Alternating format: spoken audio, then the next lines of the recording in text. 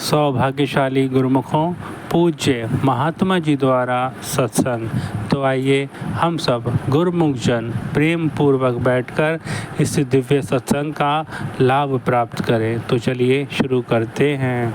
सन्मुख विराजमान दिव्य श्री सिंहासन पर सुशोभित हमारे परम इष्ट देव, परम आराध्य देव श्री हजूर सतगुरुदेव दाता दीन दयाल महाराज जी का परम पावन ध्यान अपने अंतर हृदय में एकाग्र करते हुए प्रेम सहित मिलकर बोलिए जयकारा। बोल मेरे श्री गुरु माँ।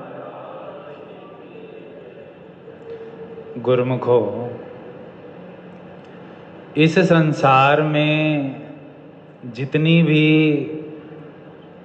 आत्माएं हैं जिनको मानुष जन्म प्राप्त हुआ है, मानुष का तन मिला है, वह सब इस संसार में आकर अपनी समझ के अनुसार, अपने विचार के अनुसार, अपने विवेक के अनुसार जीवन व्यतीत करने का प्रयास करते हैं। लेकिन जो मानुष जन्म की विशेषता है, जो इसका गुण है या खासियत है, वह हर कोई भूल जाता है। क्योंकि जैसे कहते भी हैं और सत्संग वचनों में हम श्रवण भी करते हैं कि माया भुलावे सब जग भुलिया, विसरया करतारा। माया तज भक्ति चित लावे, विरला गुरुमुख प्यारा। किस माया ने इस संसार में हर जीव को भुला रखा है कि उसका असली उद्देश्य क्या है, उसका यहाँ आने का मकसद क्या है और उसका वह उद्देश्य कैसे प्राप्त हो सकता है, हासिल हो सकता है, वह जीव भूल जाता है। लेकिन जो जीव महापुरुषों की चरण शरण में आ जाते हैं, जिनको सतनाम की बख्शीश मिल जाती है, तो उन गुरुमुखों को महापुरुष उनके असली घर की याद दिलवाते हैं कि वह इस संसार में किस लिए आया है और उसका असली उद्देश्य क्या है और वह कैसे प्राप्त हो सकता है। क्योंकि महापुरुष ही जानते हैं कि यह मानुष जन्म कितना कीमती है। जैसे वाणी में भी वर्णन आता है, 1,84 जून में मानुष देह प्रधान, कि जितनी भी योनियां हैं, 84 लाख योनियां, उनमें अगर कोई सबसे श्रेष्ठ योनि है तो वो केवल और केवल मनुष्य की योनि है। क्योंकि इस योनि को, इस मानुष तन को प्राप्त करके ही जीव अपने असली लक्ष्य को प्राप्त कर सकता है, अर्थात अपनी आत्मा को उस परम पिता परमात्मा से एक रूप कर सकता है। लेकिन जब जीव इस संसार में रहता है, अपने कर्तव्यों को निभा रहा होता है, व्यवहार कर रहा होता है, अपने कार्य कर रहा होता है, तो वह ना चाहते हुए भी इस मोह माया में फंस जाता है। तो महापुरुष जो दया के सागर होते हैं, करुणा सिंधु होते हैं, वह अपने गुरुमुखों को उनके असली उद्देश्य की युक्ति का वर्णन करते हैं कि कैसे गुरुमुख जन अपनी आत्मा को, अपनी सुरत को शब्द के साथ एक रूप कर सकते हैं। श्री गुरु नानक देव जी महाराज जी का वचन है कि जैसे जल में कमल निरालम, मुर्गाई नैसाणे, जैसे जल में कमल निरालम, मुर्गाई नैसाणे, सुरत शबद भव सागर तरिए, नानक नाम वखाणे। महापुरुष हम गुरुमुखों को दो उदाहरणों से हमारा मार्गदर्शन कर रहे हैं। पहला उदाहरण महापुरुष कमल के फूल का दे रहे हैं।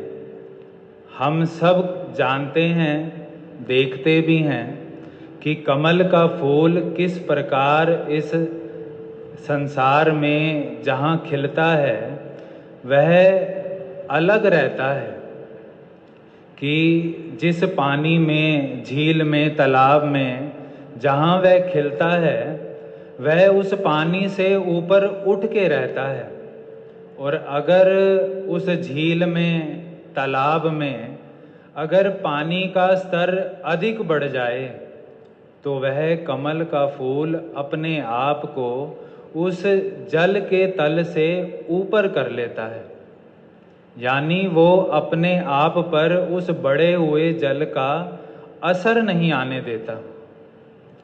दूसरा उदाहरण महापुरुष मुर्गाबी पक्षी का दे रहे हैं।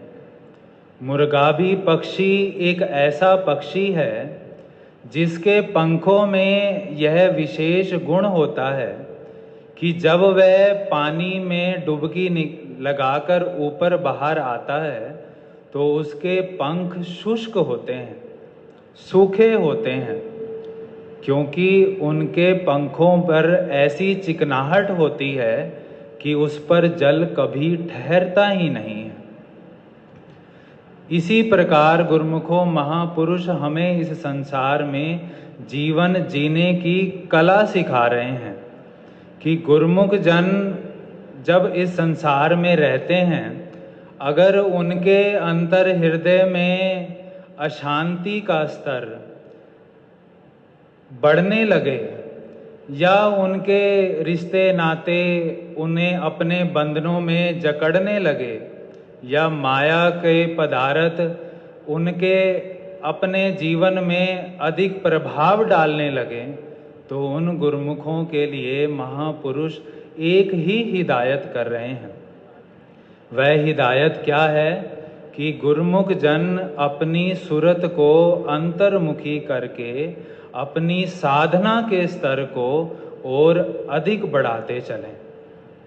अर्थात हमारे श्री सतगुरुदेव महाराज जी द्वारा बख्शे हुए भक्ति के नियमों के प्रति अपनी दृढ़ता को और भजन अभ्यास के समय अपनी एकाग्रता को और अधिक बढ़ा दें।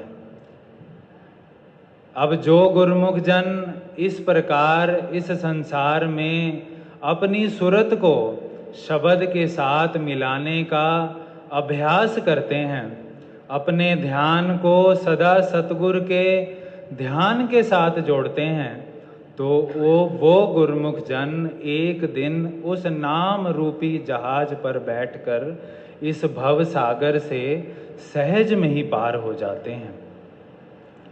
जैसे कहते भी हैं, अ boat can be in the water but the water ought not to be in the boat, so that devotee may live in this world but the world does not find place in him। जैसे एक नाव है, वो जब पानी पर चलती है और जब उस पर ये बैठे हुए यात्री जो होते हैं तब तक ही सुरक्षित और अपने जर्नी को आनंद में बनाते हैं जब तक पानी नाव के बाहर रहता है।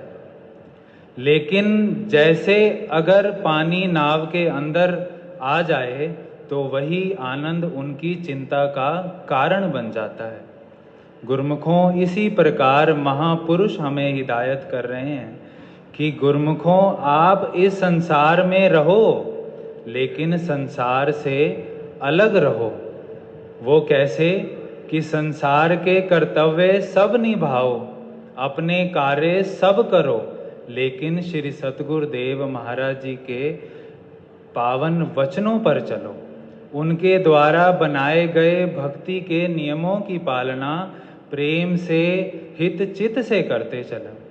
जो गुरुमुख जन इस प्रकार अपने श्री सतगुरुदेव महाराज जी की आज्ञा में चलते हैं, उनके द्वारा बनाए गए भक्ति के नियमों की पालना करते हैं, तो उन गुरुमुखों को एक दिन अपने श्री सतगुरुदेव महाराज जी की प्रसन्नता सहज में ही प्राप्त हो जाती है।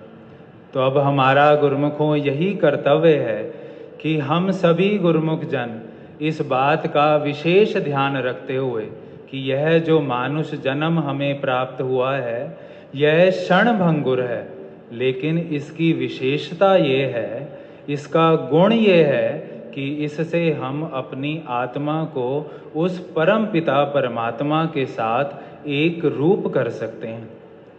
तो अब हमारा यही कर्तव्य है कि जो हमारे श्री सतगुरुदेव महाराज जी ने हम सभी गुरुमुखों की आत्मा के कल्याण के लिए जो भक्ति के 5 नियम बनाए हैं, वह खास तौर पर भजन अभ्यास के नियम को दृढ़ता से निभाते चलें और अपने इस लोक को भी सुखी करें, परलोक भी सुहेला करें और महापुरुषों की प्रसन्नता के भी पात्र बने। बोलो जयकारा। बोल मेरे श्री गुरु महाराज की जय। श्री सतगुरुदेव भगवान की जय। आज के शुभ सत्संग की आप सभी गुरुमुखों को लाखों लाख बधाई होवे।